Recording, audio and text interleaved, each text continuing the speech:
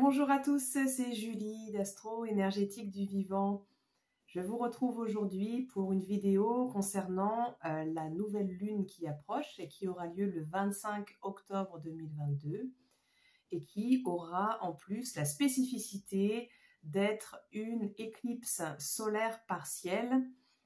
dans le signe du Scorpion qui sera de plus visible en France entre, disons, 11h30 et 13h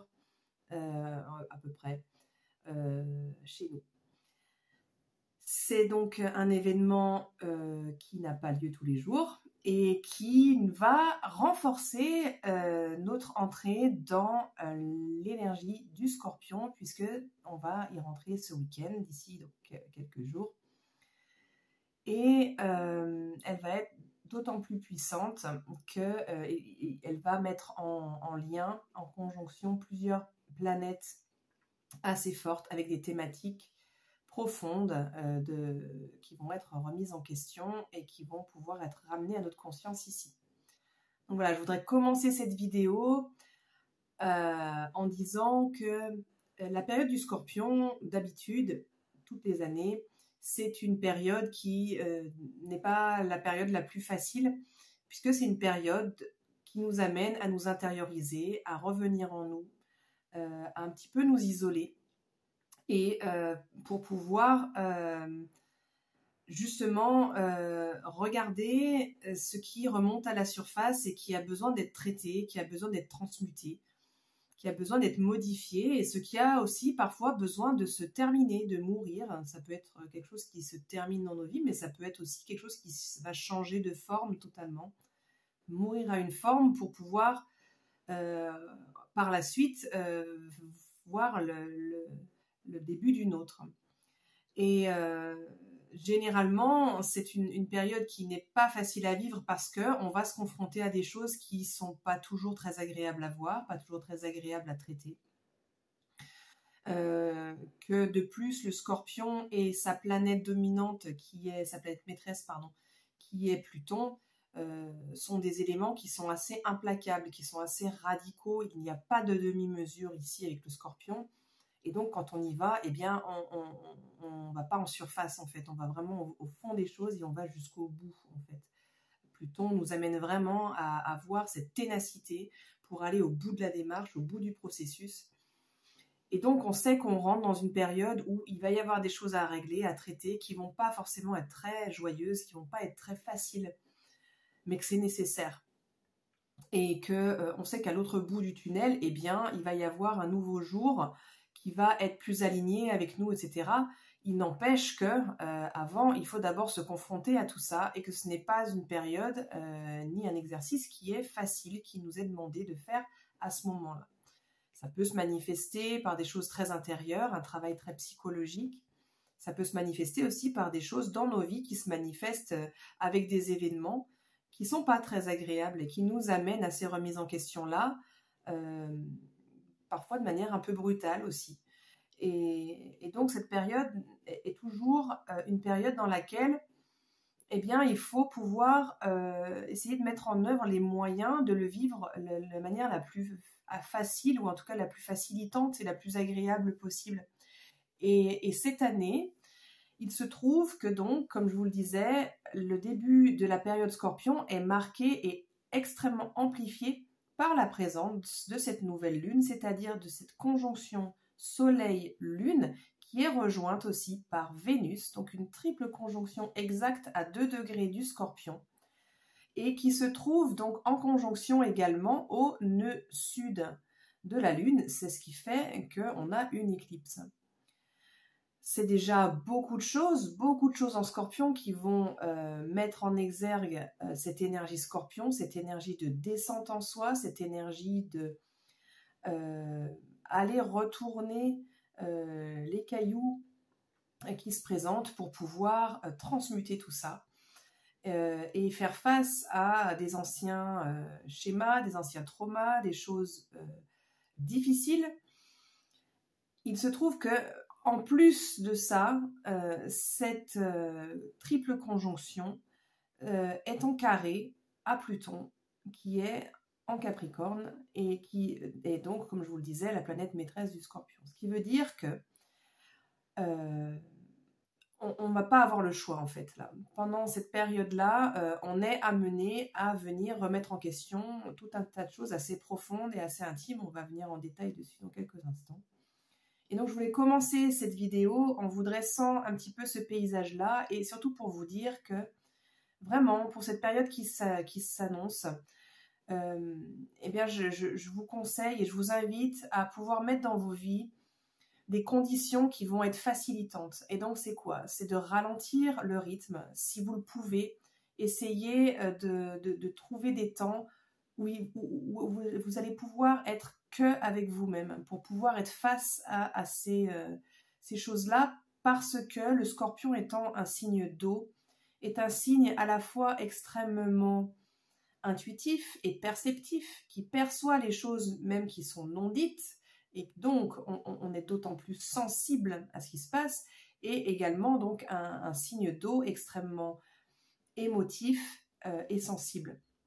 Donc il va y avoir beaucoup d'émotions qui vont être présentes, et il va y avoir besoin de pouvoir mettre en place une espèce de cocon, en tout cas d'espace sécure autour de vous, pour pouvoir traverser cette période de manière la plus bénéfique qui soit et la plus facile qui soit. Donc, il va y avoir besoin certainement de pouvoir à des moments, vous faire accompagner, pouvoir partager des choses qui vont pouvoir émerger, mais surtout, avec cette énergie forte de Scorpion et plutonienne, c'est de vraiment prendre garde à vous entourer avec lucidité, avec discernement de personnes, d'accompagnants ou de personnes de confiance pour pouvoir partager ce qu'il y a à partager en fait, et ce qui va remonter et qui va être délicat, intime et lourd probablement ou difficile.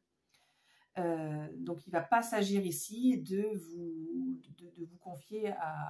au premier venu et vraiment de choisir avec qui vous vous entourez pour cette étape-là. Voilà, donc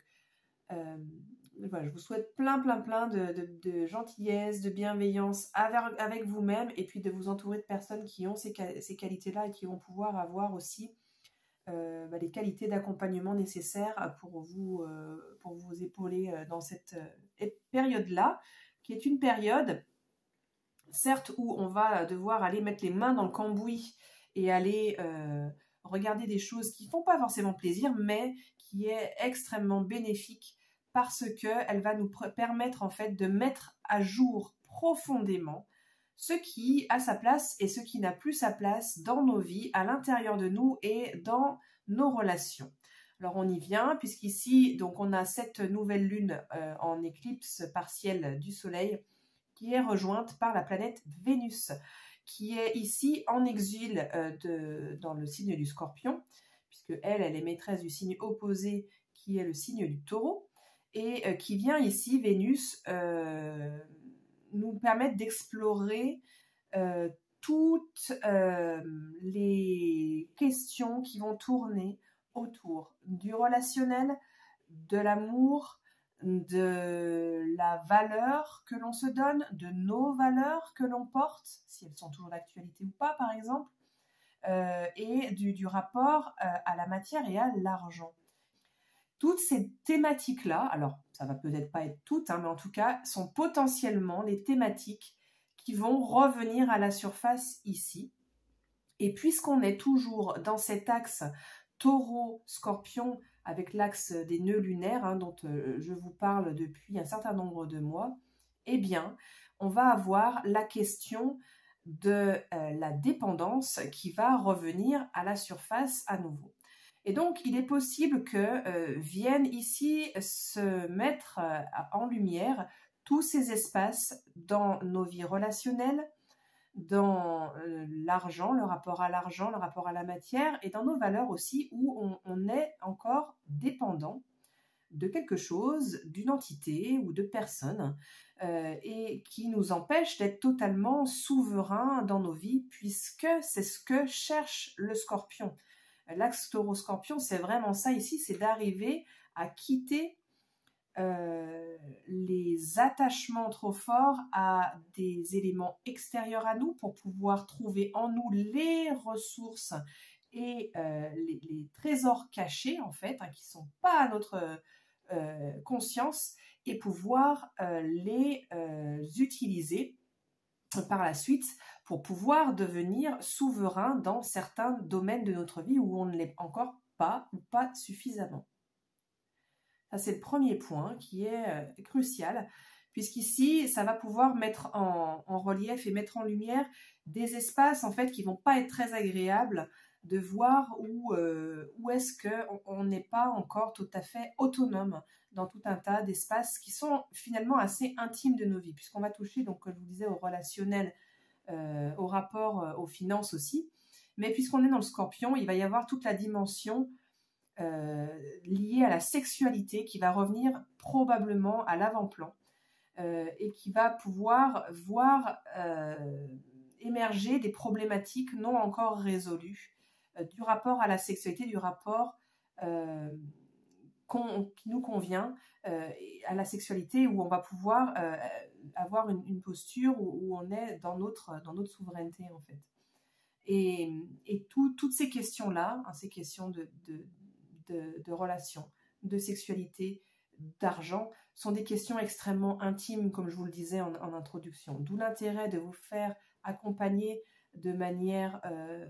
sécurisée et sécurisante, et aussi de pouvoir vous prévoir des espaces-temps où vous allez pouvoir vous être face à ces questions-là, parce que ça demande une intériorisation. On ne peut pas être dans le flot le flot mondain des sorties quand on est dans ces questions-là. Ça peut pas coïncider, ça peut pas marcher. Et donc, ça ne veut pas dire qu'il faut se couper du monde, mais qu'en tout cas, il y a vraiment besoin d'un ralentissement et d'espace dédié à ça. D'autant plus que, comme je vous le disais, donc il s'agit d'une éclipse et qu'on est conjoint au nœud sud. Le nœud sud étant donc dans le signe du Scorpion à 13 degrés exactement actuellement, ce qui signifie que le nœud sud va faire remonter à la surface tout un tas de mémoires passées et qui sont non encore réglées et qui méritent notre attention pour pouvoir être transmutées, pacifier et pouvoir intégrer réellement notre paysage conscient de notre histoire sans que ce soit par le biais de la douleur qui est générée parce que les choses n'ont pas été encore, les émotions n'ont pas pu être totalement exprimées et qu'il y a eu un accompagnement non achevé d'un certain processus. Et encore une fois, eh bien, les thématiques qui vont être mises à jour ici sont toujours les mêmes, c'est-à-dire les thématiques vénusiennes, des relations, de la relation à soi, de nos relations intimes passées et du lien, du rapport à l'argent. Ça veut donc dire que ces thématiques-là, qui peuvent remonter sous forme de traumas personnels que l'on a pu vivre ou qui ont pu se vivre dans nos lignées familiales ou dans nos cercles proches, ou ça peut être aussi des choses qui vont pouvoir ressortir collectivement et qui vont nous impacter parce que ça va amener une résonance chez nous. Eh bien, ce sont des choses qui, encore une fois, amènent un degré d'émotion très puissante qui sont là pour pouvoir être vécues et nous informer sur la mise à jour de nos valeurs. Les émotions, il ne faut pas en avoir peur, même si elles sont très intenses et qu'elles sont donc inconfortables. Généralement, elles le sont plus pour les gens autour de nous que pour nous, d'où l'intérêt de savoir bien s'entourer. Les émotions, elles ont donc une fonction. Et la fonction, c'est toujours une fonction d'information de ce qui est juste ou pas par rapport à nos valeurs. Et donc, elles ne sont pas à rejeter, elles ne sont pas à bannir, elles sont au contraire à pouvoir accueillir, être vécues et qu'on puisse ensuite traiter l'information de... En fait, là-dedans, qu'est-ce qui était juste ou pas où est-ce que mes valeurs, elles ont été bafouées? Où est-ce que je n'ai pas su prendre soin de mes besoins et de mes valeurs en me mettant dans une situation qui a eu pour effet cet événement et donc du coup cette blessure-là que je traîne encore aujourd'hui, puisqu'elle revient à moi par ces échos qui reviennent à la surface. Donc il y a tout ce travail-là qui va devoir être fait et que nous invite à faire toute cette période en fait entre le 25 octobre et puis la pleine lune qui aura lieu 15 jours plus tard et qui sera également une éclipse mais de lune cette fois-ci, qui est un puissant portail énergétique de transmutation. Ça se passe ici en Scorpion, hein. C'est vraiment le laboratoire alchimique et à l'issue, même si c'est difficile, même si le passage est extrêmement compliqué et qu'on a affaire à des choses qui sont violentes, qui sont brutales, qui sont noires, qui sont difficiles à gérer, qui sont difficiles à faire face, eh bien, c'est parce que il y a des choses qui sont prêtes à être mises à jour, que Pluton et que le Scorpion exigent notre lucidité, notre discernement là-dessus, pour pouvoir réacquérir de la souveraineté sur ces domaines. Encore une fois, Pluton, hein, c'est le maître du monde d'en bas, c'est le roi, hein. Donc ici, il nous invite à aller voir ce qui est au fond de nous pour en devenir souverain et maître, et non plus que ça agisse dans l'ombre et nous ramène toujours vers des situations similaires qui se rejouent encore et encore et encore sans qu'on puisse s'en extirper parce qu'il y a quelque chose qui nous élude, mais qui nous échappe, pardon, mais plutôt au contraire de pouvoir en fait aller faire face à la douleur, aller faire face à ce qui a été vécu, à ce qui a été incompris, à ce qui manque comme pièce au puzzle pour pouvoir en fait se l'approprier et le réintégrer. Puisque tant que c'est pas fait, eh bien ce sont des parts qui sont manquantes à notre état conscient en fait et qui se jouent en souterrain et qui se ramènent à nous sous la forme de souvent d'événements ou de personnes, de types de personnes qui reviennent tout le temps de la même manière ou de manière extrêmement similaire dans nos vies, ou alors de comportements que nous, on peut avoir et sur lesquels on a l'impression de ne pas avoir prise et de ne pas être maître. Et donc, encore une fois, là, on est dépendant d'un jeu, oui, effectivement, qui se joue de nous, de choses qui sont hors de notre maîtrise, en fait. Et Pluton et le Scorpion veulent ici apporter notre attention sur ça pour qu'on puisse, en fait, en faire des atouts et des parts de nous conscientisées, qu'on puisse, à l'avenir, réintégrer. Et lorsque ça se présente, eh bien, on soit en conscience de tout ça et ça ne soit plus subi. Ça n'arrive plus comme des choses qui nous arrivent en pleine figure et sur lesquelles on a l'impression d'avoir aucun pouvoir.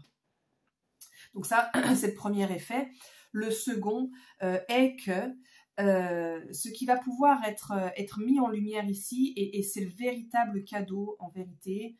le deuxième véritable cadeau, parce que le premier en est un, même si c'est un cadeau qui n'en a pas l'air d'un à la base, c'est que l'invitation ici de Pluton est de venir réintégrer les parts de nous qui sont obscures et qu'on n'aime pas trop en fait, et qu'on essaye plutôt de mettre à l'écart et qui peuvent aussi prendre la forme d'événements ou de personnes à l'extérieur qui nous reflètent certaines qualités que l'on n'aime pas du tout, que l'on rejette et qu'on voudrait voir sortir de sa vie, et qui en fait sont juste des rappels mais en vérité l'humain est multifacette et tu es multifacette, et ces aspects-là que tu détestes à l'extérieur, eh bien tu les as en toi. Et ça, c'est pas agréable à entendre, et c'est pour ça que ces situations, ces personnes-là, on a plutôt souvent envie de les rejeter, de les mettre hors de notre vie. En fait, l'invitation ici, c'est de pouvoir faire un exercice qui, encore une fois, est extrêmement inconfortable, extrêmement désagréable, et qu'on n'a pas envie de faire, mais qui est extrêmement pourtant bénéfique au final, et qui est d'aller voir que ce qu'on peut expérimenter à l'extérieur, comme l'injustice, la violence, le rejet justement, l'abandon, la négligence, le manque de professionnalisme, qu'est-ce que ça pourrait être encore, le manque de loyauté, la trahison, le manque de respect, etc. On pourrait continuer éternellement la liste, hein. Je vous laisse compléter, vous, ce que vous pouvez trouver de manière récurrente dans vos vies et qui vous met extrêmement mal à l'aise et que vous détestez. Eh bien, ces choses-là, ces qualités-là, on les a, nous aussi, en nous. Et que Pluton nous met en garde contre la tendance qui existe à vouloir ne montrer de nous que les parts lumineuses, que les parts qui sont belles à voir et qui sont communément acceptées et qui sont valorisées par la communauté et puis par la tendance actuelle à cette espèce de mode de psychologie positive qui voudrait que eh bien,